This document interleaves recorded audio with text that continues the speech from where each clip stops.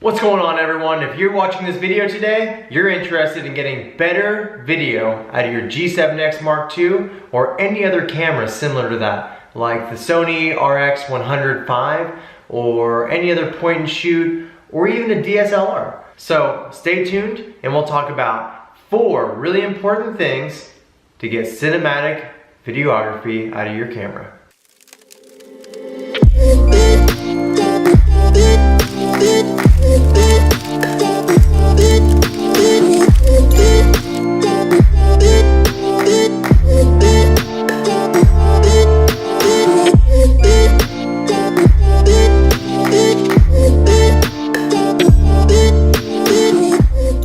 So the 4 things we're going to dig in today are ISO, f-stop, shutter speed, and frames per second.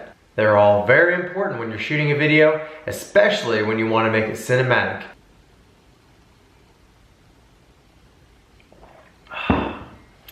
Gotta love that good coffee.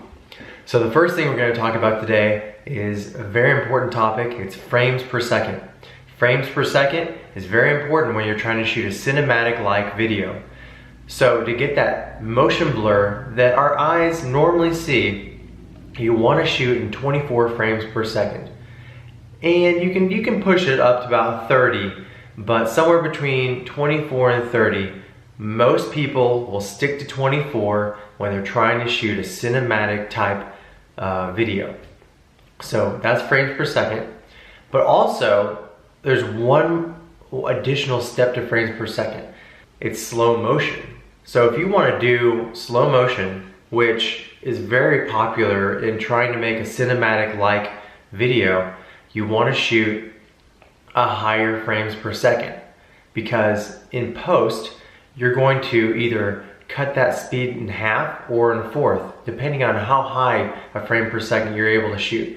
So for instance, let's say you're shooting at 60 frames per second because you want to, in post, slow it down to 30 frames per second.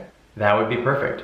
If you're shooting 120 frames per second and in post you want to put it down to 30 frames per second, then it would be very, very slow and could be great depending on the moment you're trying to capture. So frames per second is very important. Always shoot a higher frames per second clip when you're going to slow it down in post.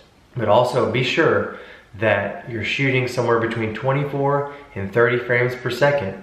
That's going to give you that cinematic motion blur that you need to make a cinematic-like video.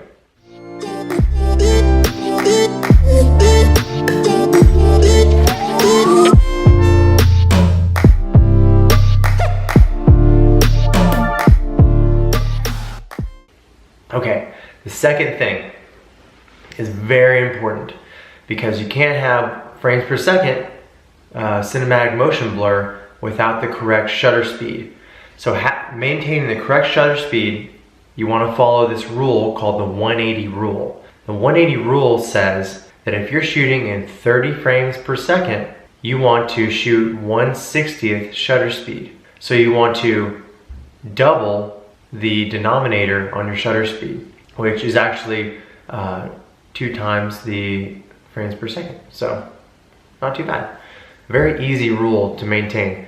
But this also has to be thought about whenever you're shooting at a faster frames per second. If you want to slow it down in post and make that slow motion cinematic looking type clip. So if you're shooting 60 frames per second, you guessed it, you want 1/120th shutter speed, 1/120. So you double the frames per second in the denominator of your shutter speed. That will help you get that nice motion blur that our eyes normally see when we're walking around, that gives it that cinematic effect. Otherwise, it looks unnatural or grainy. Okay, speaking of grainy, we're moving straight to ISO. Now, ISO is important in not getting it too high.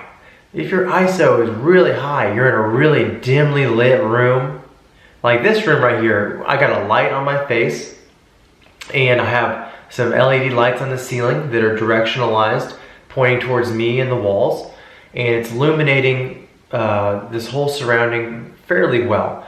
The ISO is set at 640 which is not ideal. If I had a better light shining on my face, ideally I would be shooting as low as ISO as possible.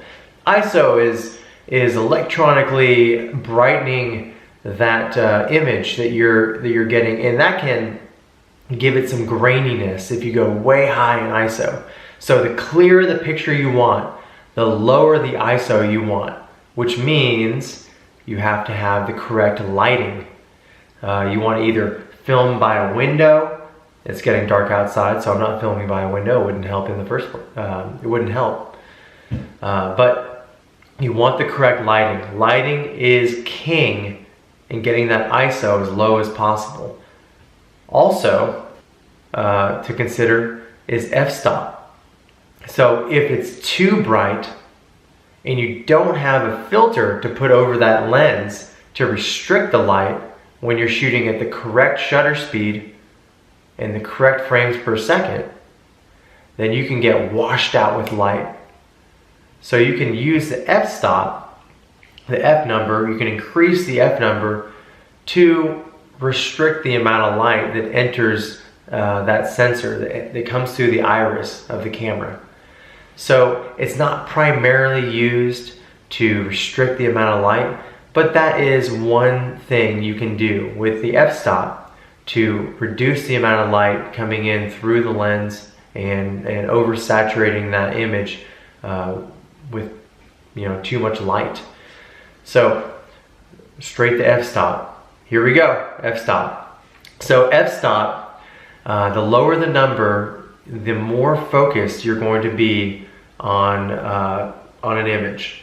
So for me, I'm shooting at 1.8 f number right now, and so my face is in focus, but as you see in the back, it's kind of blurred out. It's really kind of directed towards me, and it's letting in a lot of light, which is great because it's not very bright in here. It's bright enough, but it could be brighter. So if I were shooting at a higher f number, and this is a very basic explanation. If I were shooting at a higher f number, more things would be in focus in the back too. So you'd see a large amount of things in focus. So when you see just my face in focus and a lot of blurring in the background, that's called that bokeh effect. It's a very nice effect, I think. It looks very nice. So I hope you've enjoyed this video relating those 4 easy techniques to make your footage look more cinematic, and I look forward to watching some of your cinematic footage in the future. Now, for a bonus, I have some filters that are going to go on this G7X Mark II over the weekend, and then we can shoot even better footage with a filter over it and not have to increase that f number, that's just not ideal. You want that f number low, and you want to put that filter on there. Oh my God, it's gonna look so good.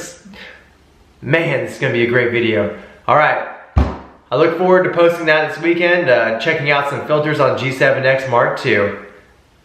Bye.